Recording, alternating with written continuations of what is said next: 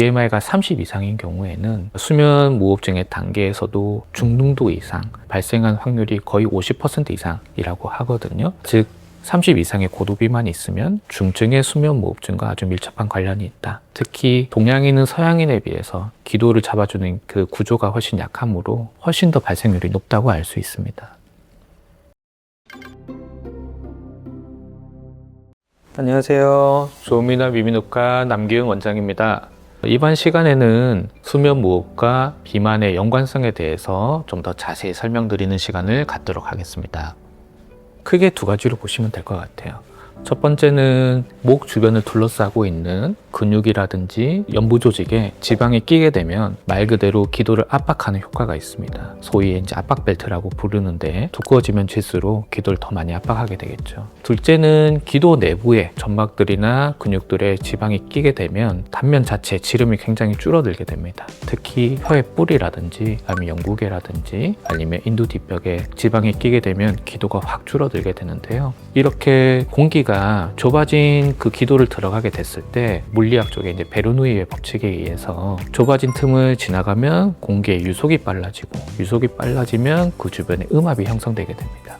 음압이 형성되면 주변의 구조물들을 잡아당기게 되잖아요. 그러면 근육이나 점막들이 점점점 늘어나게 되고 적절한 치료가 되지 않으면 만성화돼서 근육이나 점막은 점점 늘어나고 기도가 점점 막히면서 코골이가 수면 무호흡증까지 가게 되는 길을 만들어내게 됩니다. 복부 비만은 우리 외견상 이제 말 그대로 배가 나오게 보인다든지 그런 부분에 이제 영향을 주는데요. 복부 비만이 뭐 기도랑 무슨 상관이 있어? 생각이 들 수 있겠지만 밀접한 관련이 있습니다. 결국 복압이 올라가게 되면 누웠을 때 이 횡격막이라는 것 자체를 위로 올리게 되거든요.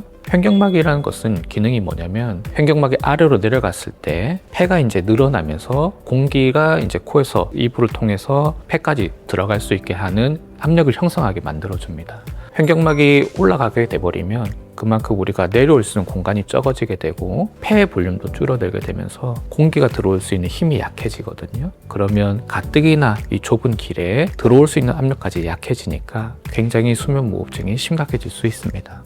BMI가 25 이상인 경우에 코골이나 수면 무호흡증이 증가한다고 통계적으로 좀 나와 있는 데이터들이 있고요. BMI가 30 이상인 경우에는 수면 무호흡증의 단계에서도 중등도 이상 발생한 확률이 거의 50% 이상이라고 하거든요. 즉 30 이상의 고도 비만이 있으면 중증의 수면 무호흡증과 아주 밀접한 관련이 있다. 특히 동양인은 서양인에 비해서 기도를 잡아주는 그 구조가 훨씬 약하므로 훨씬 더 발생률이 높다고 알 수 있습니다. 네, 발생할 수 있습니다. 키에 따라 상대적으로 찌는 건 좀 비율이 다를 수 있는데요. 사람마다 살이 쪘을 때 어디서 먼저 찌는가는 사실 특성별로 좀 다르거든요. 그래서 특히 얼굴이나 목에 좀 잘 찌는 스타일이라면 그 정도의 체중 변화에도 아주 심각한 수면 무호흡증을 일으킬 수가 있습니다.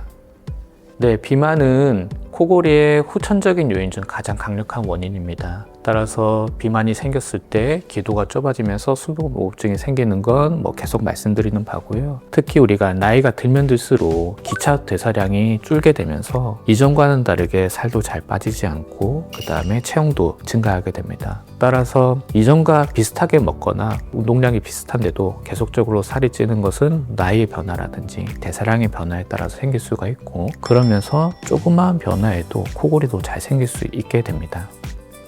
네, 요즘에 소아비만이 특히 많이 늘고 있거든요. 소아비만이 늘면 늘수록 소아무호흡증도 당연히 발생률이 높게 되고요.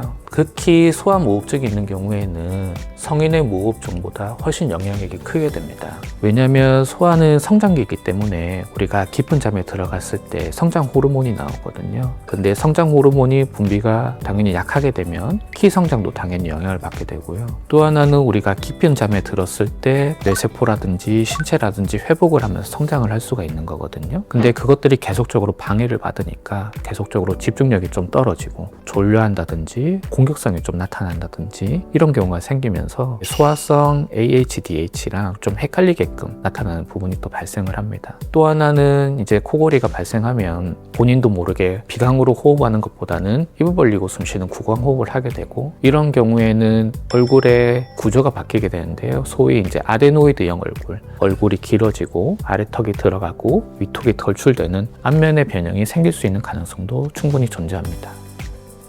지방 분포의 차이가 남성과 여성의 차이가 있기 때문인데요. 남성들을 보면 흔히 우리 안드로이드형 지방 분포를 좀 보이게 되는데요. 특히 이제 상체, 목 이런 데 이제 지방이 더 잘 끼게 되거든요. 남성 호르몬인 테스토스테론이라는 호르몬이 있는데 이 호르몬은 기도가 이제 변화하는 그 구조라든지 근육에 영향을 좀 줘서 여성보다는 쉽게 좀 잘 변형이 일어나게끔 할 수 있습니다. 따라서 여성보다는 남성이 조금 더 취약하다고 볼 수 있습니다. 우리 여성분들은 소위 이제 에스트로겐, 프로게스테론이라는 호르몬이 나오는데요. 이 호르몬이 지방이 낄 때 몸의 상체보다는 하체 쪽으로 조금 더 분포를 하게 해주는 역할을 하게 됩니다. 또한 기도를 조금 더 단단하고 안정적으로 만들어 주는데요. 갱년기 이후에는 이 호르몬들이 줄어들게 되니까 지방의 분포가 당연히 상체나 목 주위로 더 끄게 되고요. 그러면 기도가 더 줄어들게 되고 기도를 단단하게 유지해주던 골격이나 그 프레임도 조금 더 취약하게 됩니다. 따라서 우리가 통계적으로 보았을 때 갱년기 이후에 여성분이나 남성분이나 수면무호흡증에 발생할 수 있는 위험률은 거의 동일하다고 볼 수 있습니다. 네, 좋아질 수 있습니다.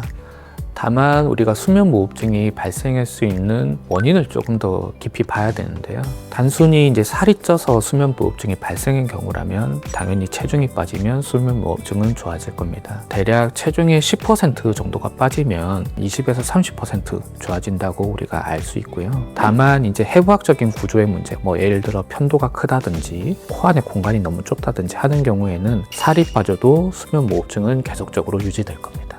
비슷하다고 보시면 돼요. 근원적으로 우리가 코골이가 생겼을 때는 기두가 좁아지면서 공기의 음압이 생기고 주변 구조물들을 당기면서 부르르 떨리는 음이 코골이증인 거잖아요. 그래서 우리가 몸이 피곤하거나 술을 드시고 온다든지 했을 때는 근육이 평소와 다르게 더 많이 늘어지고 근육의 힘도 더 많이 처지게 됩니다. 특히 편도까지 큰 경우라든지 아니면 혀가 조금 비우된 경우라면 더 뒤로 많이 늘어지게 되겠죠. 그래서 그런 경우에도 충분히 코골이가 생길 수가 있습니다. 지금까지 수면무호흡과 비만의 연관성에 대해서 설명드렸는데요. 다음 시간에는 좀 더 다른, 좀 더 심화된 내용으로 다시 인사드리겠습니다. 감사합니다.